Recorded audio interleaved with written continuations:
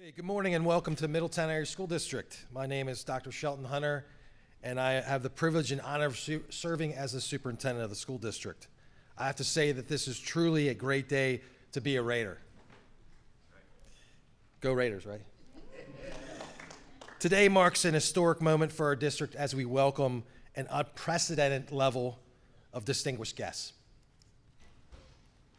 At this time, I would like to recognize some of the other special guests joining us. We have Representative Nate Davidson, Representative Justin Fleming, Representative Dave Mattson, who is a graduate of Middletown. Let's give him two rounds of applause. I actually taught him in 8th grade social studies, so he listened to me as a social studies teacher, and now he's a representative. So thank you so much.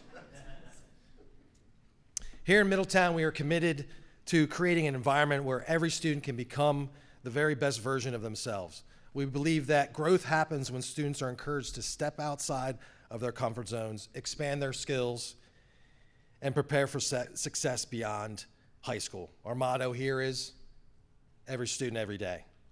It's a constant reminder to all of us, staff, community alike, that every student deserves our very best so they can achieve their greatest potential.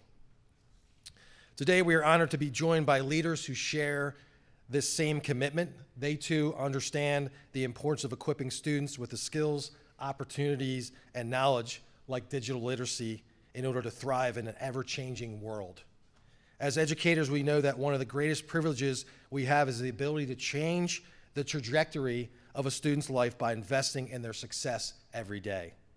At this time, it is my distinct honor to introduce 3 individuals who also share that same passion, dedication, and commitment to support every student every day across the Commonwealth of Pennsylvania. Please join me in welcoming Governor Shapiro, Acting Secretary of Education, Dr. Rowe. Where's Dr. Rowe? There she is. And Senator Patty Kim.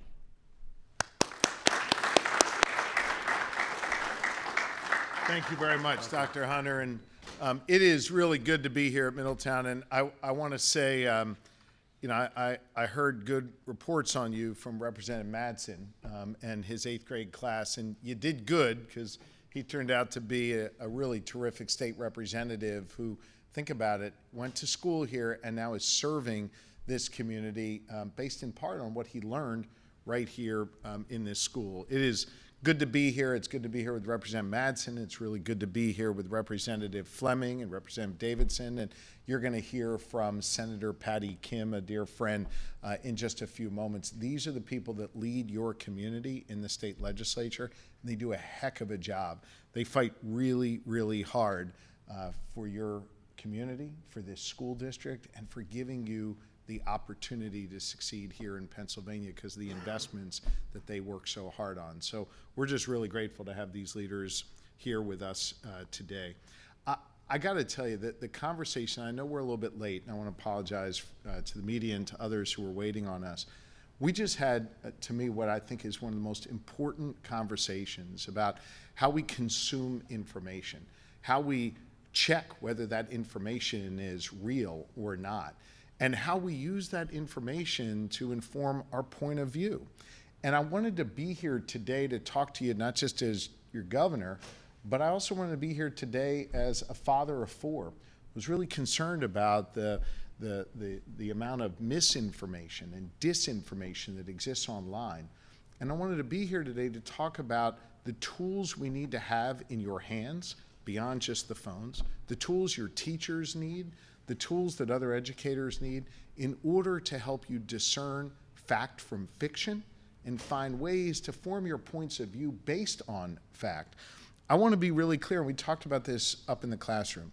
I don't care if your point of view is on the political left or political right. I don't care if you agree with me or disagree with me.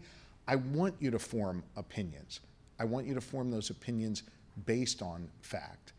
And I will tell you that as a father, one of the routine things that happens in our house is our kids will come to us after seeing something on TikTok or Instagram, they watched a reel or whatever, and say, "Dad, can you believe XYZ?" And instead of arguing the point with them, or debating the point with them, I will ask them, well, how do you know that that is true? And I think that second step that we talked about up in the classroom of figuring out how I take that real and determine, did that really happen? Is that real? Is that true? That second step as a parent, I think is really important that we make sure we think about. And as a governor, it's something I'm working hard to make sure we have the tools to be able to utilize in order to discern fact from fiction. My wife, Lori, who's at another event in Harrisburg today and couldn't be here, she challenged me, she challenged Dr. Rowe and the Department of Education about a year ago to try and put tools into your hands, your teachers' hands, and parents' hands across Pennsylvania that would allow you to make sure you are being critical consumers of information online. And as a result of her prodding, as a result of her pushing, and under the great leadership of Secretary Rowe, we now have a toolkit available in Pennsylvania for digital literacy. Again, not to teach you what to think, but how to help you to discern fact from fiction. I think about information flow a lot, right? I go out and I consume a ton of information every day. I read so much stuff.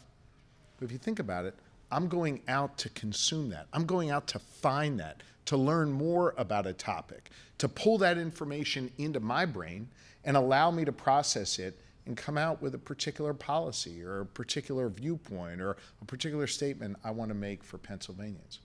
What's so different about the information flow, and we talked about this upstairs, is I consume information, but every day so many of you are being fed information. You're not going out to necessarily look for something, but it's being given to you. And now more than ever, for those who are being fed that information, we've got to make sure that we've got the tools available to allow you to make smart choices when you're online, to figure out what that second step should be to determine whether it's true. And I must tell you that for as good as our toolkit is, and it's been accessed nearly 2,000 times across Pennsylvania already, you gave us a lot to think about today on how you fact check information, on how you decide what's true and what's not. We talked, of course, about the rise of AI and its ability to generate images that may or may not be true. We talked honestly about how some people have generated images of students here in this school and how that makes you feel. Heck, we had the President of the United States generate an image just yesterday of the leader of the Congress of the United States wearing a sombrero with all kinds of false information coming out of his mouth. You would think the president would speak the truth every day. We know that that was obviously an extreme example of him not speaking the truth, but it's an example of how these AI-generated images are all around us every day, and we've got to figure out a way to address it. I wanted to be here today in this school district because I think you guys really have your act together. You got a great superintendent, principal, and teachers who are taking the toolkit and other sources of information and teaching you, the learners, the students here, how to make sure that you are able to discern fact from fiction and form your opinions in a way that they can help you be constructive in going out and doing what you want to do or advocating for what you want to advocate for. It's my view, and we talked about this before, that we can't pretend that phones don't exist, right? We can't pretend that this technology isn't around. It is here, and we've got to make sure that you've got the tools to be able to use it responsibly. I would also add that I think these social media companies have a responsibility through their algorithms and the other ways they feed you information, they serve information up, that they have a responsibility to make sure that truthful information is going your way and that those algorithms aren't set up in a way to create tension or to create a fever on one political viewpoint or the other, or to incentivize things that just create rage in our communities. I think they've got a responsibility as well, and I've spoken to a number of the executives who run these companies. I can't change their algorithm. I can urge them to change their approach, but I can't technically change their algorithm. But what I can do is listen to you, the students, is work with Dr. Rowe and the experts at the Department of Education, listen to my wife, our First Lady, who are challenging us to go out and make sure that you've got the tools to be able to succeed in this new environment, to have the digital literacy that you need to be able to not just be fed information, but consume it in a smart way, and to use these skills that you're developing here to go out and do good in the world. So I wanted to just say thank you. Thank you for having me here today. Thank you for being consumers of information in a way that is responsible. Thanks for being really good examples to others. Thanks for giving Dr. Rowe more to think about as we work on our toolkit, which is ever evolving and ever changing. And know that the information that you shared with us, the feelings and the sentiments that you conveyed to me, we're going to use that to help other students all across Pennsylvania. So I just want to thank you for having me here today. It's been really, really eye-opening for me and an important conversation for me to have.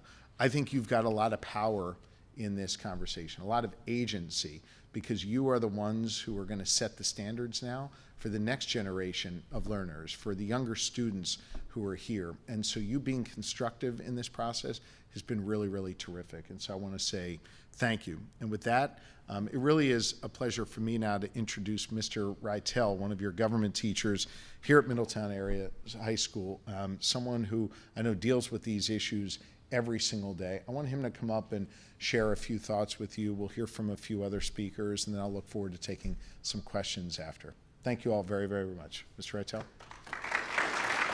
Thanks. Hi, everybody. Good afternoon.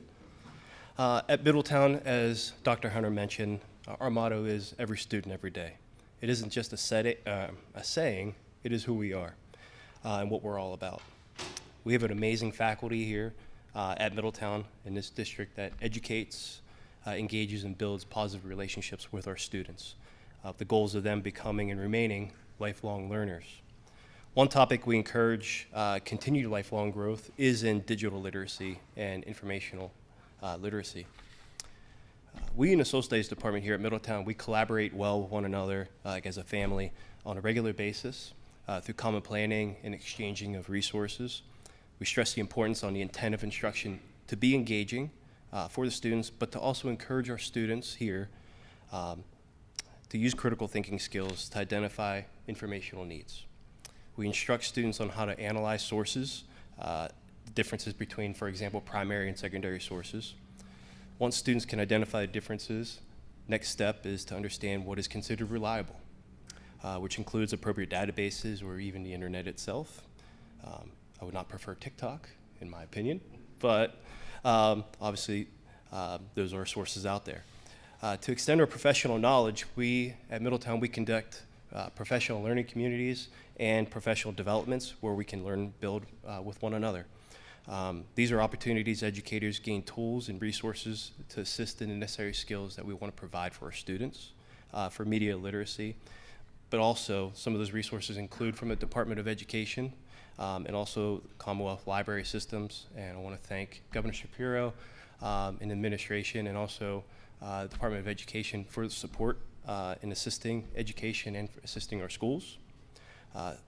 Students need to be able to understand how to evaluate what is credible and what is relevant, and decoding whether it's a reputable source or if it's adequate, if they have adequate evidence. And that's what we push for in our classrooms. Students then can apply this in a format that promotes higher order thinking and using those critical skills. One example of applying and promoting all these skills as a form of higher thinking, in our government classes, myself and Mr. Schreiner, we do in our political ideological unit, we cover all sides of the issue. And this is an opportunity where students engage in media literacy and having them understand not just that, but also their own political ideology. Students choose a significant issue, explore the sources themselves, consider what is left-wing, right-wing, leaning, or even moderate perspectives. And during this unit, students develop an understanding of what biased sources are and reflect on the biased information, while also examining different perspectives politically from the different perspectives and points of view. At the end of the day, students have the opportunity not only to understand media bias, but also have an opportunity to develop their own opinions and their own values and attitudes and beliefs. As educators, by continually promoting digital informational literacy into our classrooms, our students are better prepared for life after school. They become concerned, competent citizens in an ever-changing digital world, and together, collaboratively, we can continue achieving the practice of every student, every day. I would like to introduce one of our students. Again, we have a great community here at Middletown, but we have amazing students. And one of those students I have is going to come up and speak to you. Her name is Miss Sana Zareen.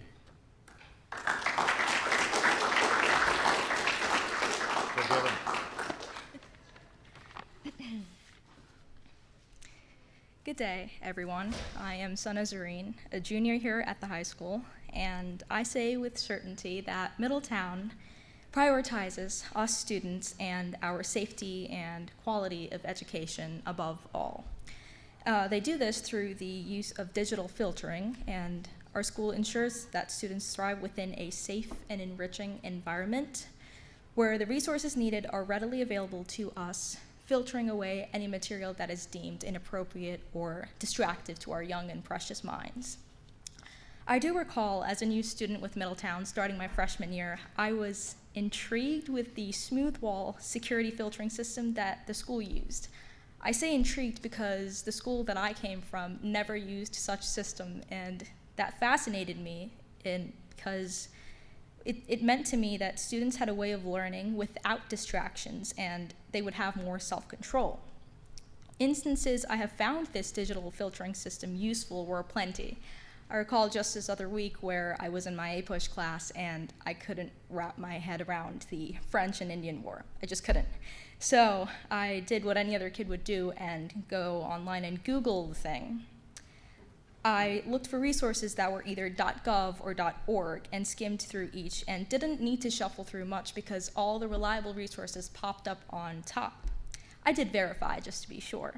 And not only that, but I use the digital filtering system in my personal life as well, not necessarily having like a screen phone time limit or something, but whenever I skim through social media, I make sure to verify the source as reliable by checking in with the author.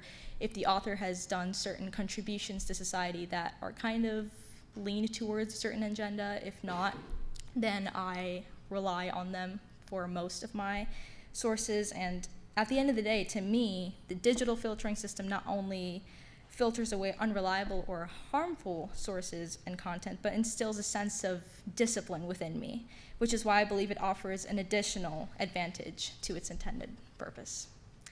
I'd now like to introduce the Acting Secretary of Education, Ms. Carrie Rowe.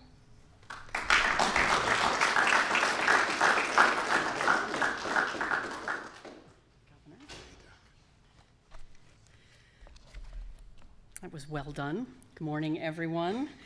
Thank you for being here, and Governor, thank you for your leadership and for making information and media literacy a priority in the Commonwealth.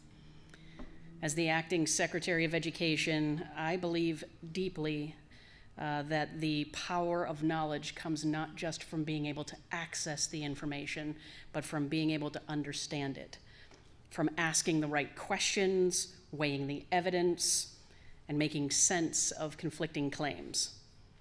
Our students live in a world where misinformation spreads fast, where media messages compete for their attention, and where the ability to distinguish fact from fiction is no longer optional, but really essential.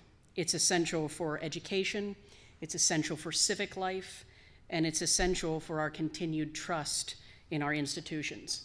And so that's why the Department of Education set out to create an information and media literacy toolkit. We worked with experts to pull together practical resources for teachers and librarians and families.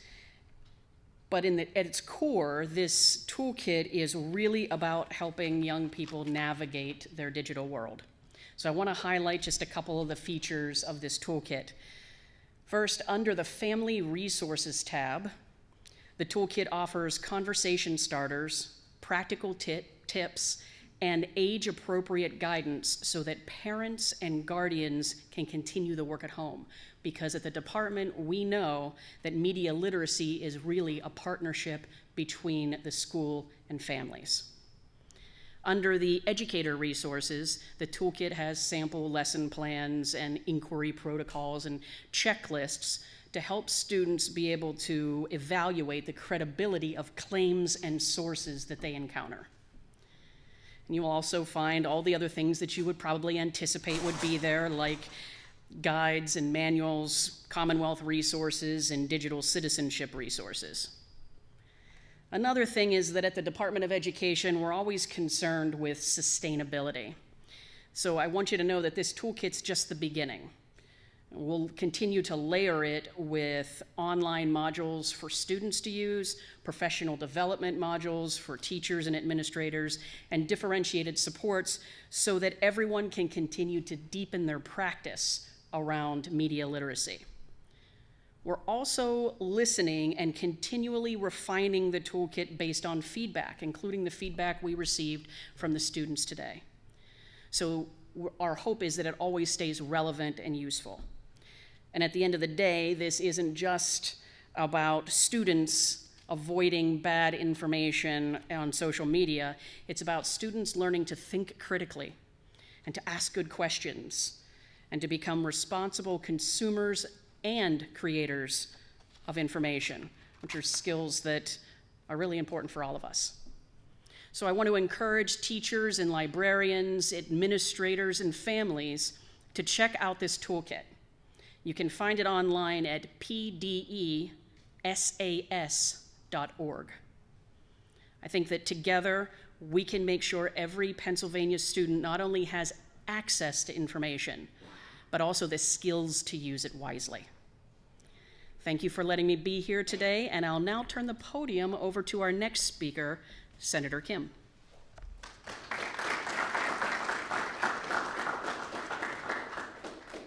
Good afternoon, everyone. My name is Patty Kim. I'm the state senator for Senate District 15. I have the honor of representing Susquehanna Township, Susquehanna School District, and Middletown Area School District. On Friday, I was at the football game with Representative Madsen, Representative Fleming, Susquehanna versus Middletown. I was in the Middletown section. There you go. Wanted to get a little bit of a brownie points before I start. I'm okay with you. I like you. We like each other. All right. It's always good to be with folks standing and sitting next to me. Everyone I know for certain cares about our students and only want the best for them. So like all of us, we both love and hate what is offered online. It has transformed our lives and the way we use our time every day. But I find that there's just too much information out there, and it's hard to navigate what is actually factual and what is not. I'm grateful that Governor Shapiro and his administration for doing something about it, creating a toolkit that is available to all educators, helping users identify biases, distinguish reliable information and misinformation, and create and share content in a responsible manner. Now, just yesterday, we had a woman come into our district office who was dealing with a devastating case of identity theft. Her iPad crashed and she lost hundreds of thousands of dollars because she wasn't equipped to digitally navigate the crisis. Our office did the best we could to point her towards services that could help her, and my hope is that cases like that these will be less likely to happen moving forward because our students are being taught digital literacy. Just like history, math, science, and the arts expand our understanding of the world, digital literacy is an extension of our learning. Now more than ever, it is imperative for students to develop the ability to differentiate between fact and fiction in online contexts. This initiative is a reason to be proud of Pennsylvania for meeting this moment with curiosity and support. I want to thank the First Lady Shapiro for initiating this, and I commend Governor Shapiro's initiative to provide Pennsylvania's youngest residents with the skills to navigate a complex media landscape. Digital literacy is a small piece of a really large pie that is raising up this next generation to be better than any that came before them. Thank you so much for allowing me to be here, and I'm going to pass it over to our governor, Governor Shapiro. Thank you. Thank you. So, one of the questions I asked the students was when you're looking for information, you're not being fed it, you're going to go consume it.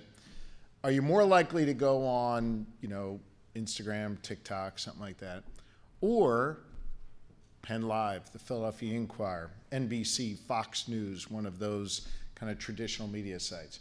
I won't tell you guys in the back of the room how they answered, but I do want to note for the students, the people who are back here, they are largely from the media that makes up our state media, right? All those different newspapers and television stations, and they do a really important job every day. Whether we agree with how they write things or disagree with how they write things, this is an important part of the process where they get to ask me questions, hold me accountable, get information that they then share with their readers.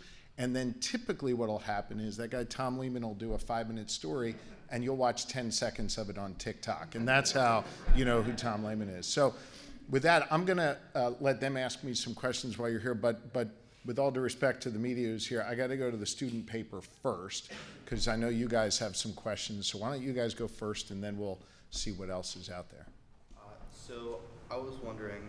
And just identify yourself and where you're from. My name is Cooper Johnson of Radio Web TV here at the school. Okay. You were talking about the digital literacy toolkit that you have. The budgeting impasse, the current budgeting impasse for the state, will that affect how up to date the toolkit is, or whether it stays up, or how available it is? No. The Pennsylvania Department of Education continues to operate, continues to update that toolkit. You can access it online at the website the Secretary mentioned. And all of the ideas that we gathered here today that make their way into that toolkit, they'll be updated in real time. Okay, thank you. Other questions? Yeah. As an aspect of internet safety, security literacy, does the toolkit have anything about teaching or protecting kids from online predators, extortion, stuff like that? For sure, it's got some of that, and I know that they're looking to add additional components to that as well. I should note I'm the former Attorney General of the Commonwealth of Pennsylvania. We've prosecuted people for the way in which they've used online resources to attack our kids or go after our children. As governor, I've signed 2 bills into law in just the last couple of years to protect against child sexual abuse and the use of AI deep fakes to prey on our kids. And so we're going to continue to look at what laws need to be changed or updated or added to deal with this ever-changing world that we are in. We're going to continue to be vigilant, both through the Department of Education, and I know law enforcement at every level, federal, state, and local, are going to continue to work to keep young people safe. I'll also mention that, as Attorney General, I started something called Safe to Say. You guys are familiar with Safe to Say?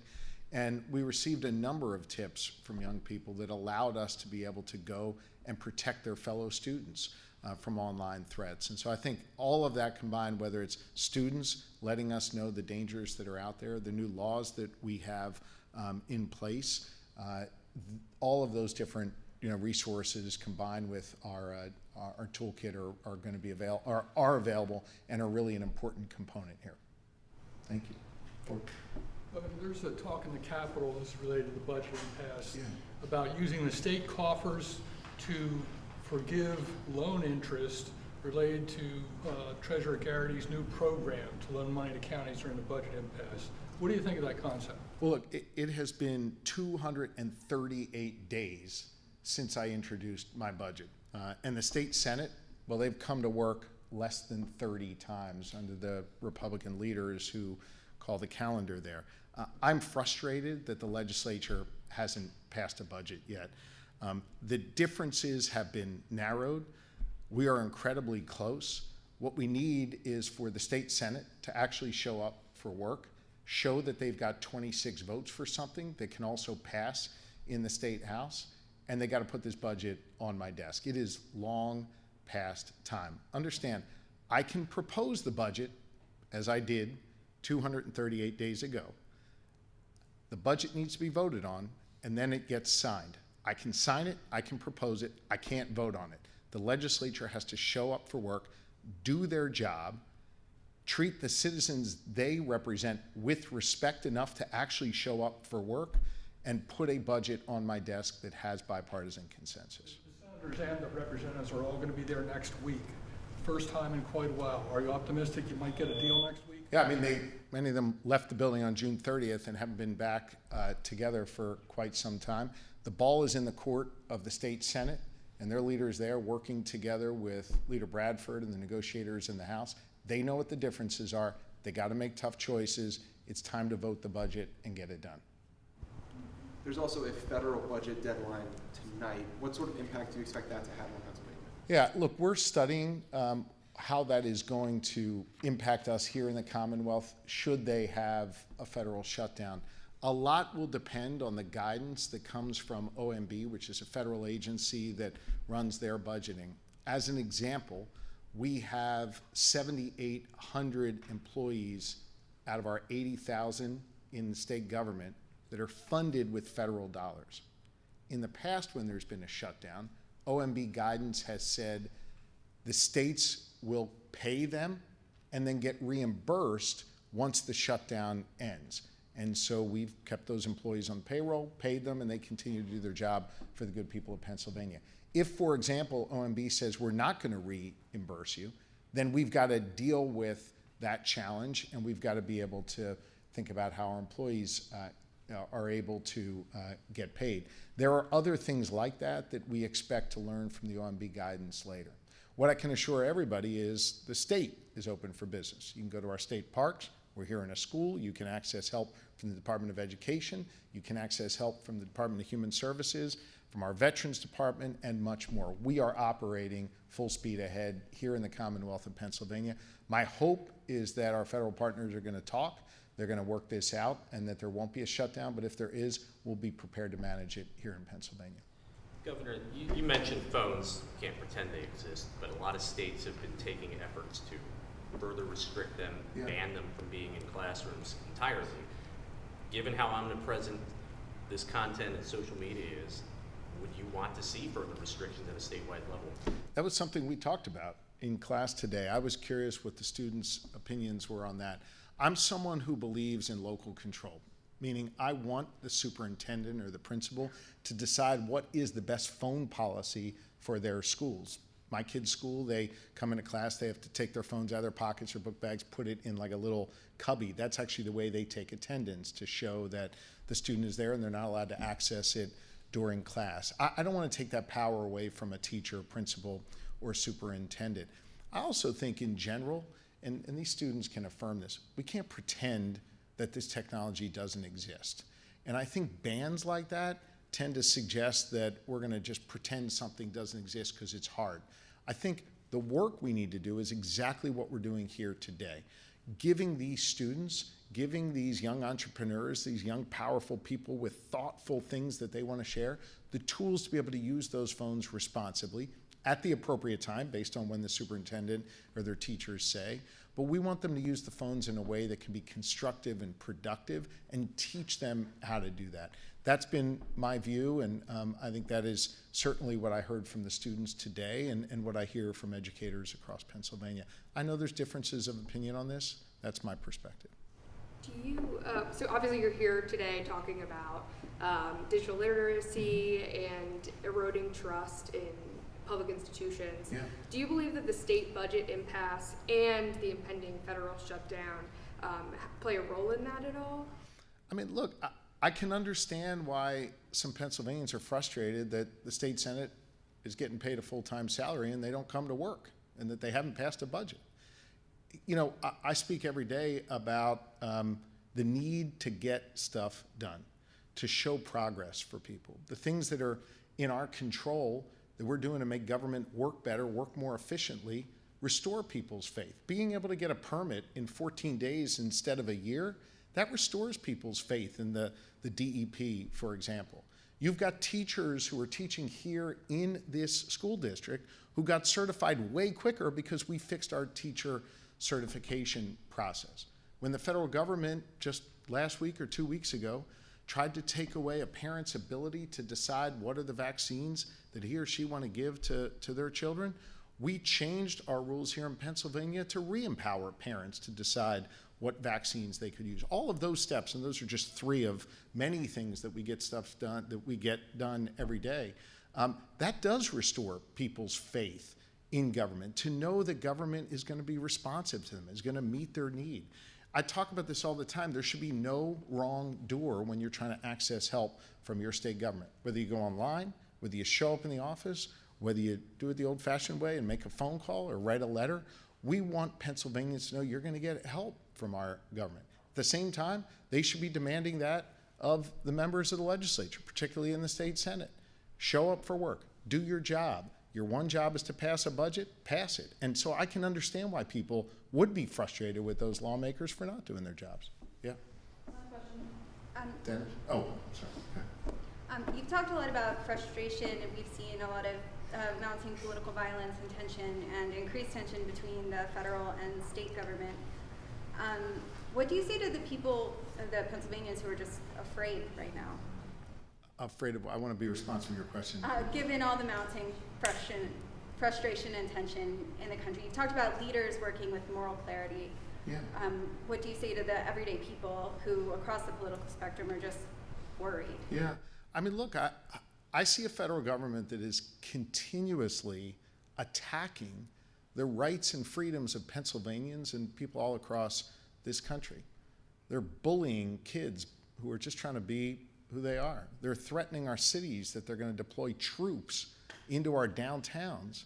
That not only scares people, but it erodes trust in the community. To Jillian's question a moment ago, the trust that law enforcement has with the local community is critically important. The federal government is working to undermine that. I think it's frustrating to parents to see a federal government that is trying to take away your ability to parent your children when it comes to healthcare decisions. There's a level of chaos that this federal government is imposing on our communities. And I hear that back from people a lot. An exhaustion, a fear, a frustration. My answer to that is to stand up to the federal government when they try and restrict our fundamental freedoms here in Pennsylvania. I've gone to court. By the way, I've won every single time I have gone to court to stop President Trump from undermining our freedoms and our rights here in Pennsylvania. When they tried to take away money from this school district, I sued and I won, made sure the money came back. We work every day to bring calm and certainty and progress to Pennsylvania. It's a shame that we've got a federal government that's working to undermine that every day. You would hope that a president and a governor would be working together to lift people up. Right now, we've got a president of the United States that's working to tear certain people down, sometimes based on what they look like, sometimes based on who they love, sometimes based on the way they worship. That's really, really dangerous. We need leaders to speak and act with moral clarity and try and lift everybody up, not tear certain communities down. And as your governor, I work every day to protect all Pennsylvanians, no matter what they look like, where they come from, who they love, or who they pray to. Dennis, last question. Governor, the legislative surplus is now pushing $300 million. A number of years ago, when you were a representative and chaired that commission, you said it should only be a couple of months worth. Yeah. Because the thought was, well, if there's a government shutdown, you need the money to be able to, quote unquote, fight the governor as a legislature. But the fact is, people are still getting paid. Is there even a reason for that, to that number? And what do you make of $300 million sitting in that account that perhaps could be used for other budgetary items? You know, I think it was 20 years ago or so, 18 years ago, when I was put in charge of that commission, I said however many hundreds of millions of dollars were in it at the time should be returned to the taxpayers, invested in our schools or in our state parks. The fact that state lawmakers can take your money, tax money, and squirrel it away in a bank account that they have in the legislature and use it to fund themselves and their operations, I think that's wrong. I know that there have been some bills that have been talked about to say lawmakers shouldn't get paid if they don't pass a budget. Put it on my desk. I would sign that. They got to show up for work. They got to do their jobs. They shouldn't be in a position where they get their benefits while people in Pennsylvania don't get what is owed to them. It's time for them to come back to work and pass a budget. Okay? I want to just say thanks to all the students here. I have to tell you, and a lot of members of the media here see me across Pennsylvania. I get the chance to leave my office and go visit with Pennsylvanians a lot. I try and do it every day. This particular visit was really important to me. And I just want to say thanks to the students here especially for your willingness to be really raw and honest with me, to tell me what's on your mind, and to help give me and Secretary Rowe a lot of homework here as we take this digital literacy toolkit that I think is really working and make it even better.